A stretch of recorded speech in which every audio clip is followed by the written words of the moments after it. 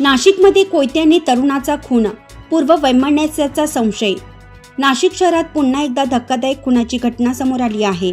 नवनाथ नगर परिसरात महिंद्रा कंपनीजवळील सोनाली वाईन शेजारी एका तरुणाचा कोयत्याने वार करून निर्घृण खून करण्यात आला. या घटनेत मृत झालेल्या तरुणाचं नाव विशाल विजय हिवराळे असं असून या हल्ल्यामागे जुने पूर्व वैमनस्य कारणीभूत असल्याचा प्राथमिक अंदाज पोलिसांनी व्यक्त केला. घटनेची माहिती मिळताच पोलिसांनी तात्काळ घटनास्थळी धाव घेतली आणि तपासाला सुरुवात केली.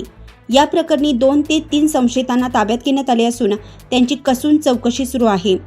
सदर प्रकरणी चुंचाळी पोलीस अधिक तपास करत आहेत. दरम्यान या घटनेमुळे परिसरात भीतीचं वातावरण निर्माण झालं आहे.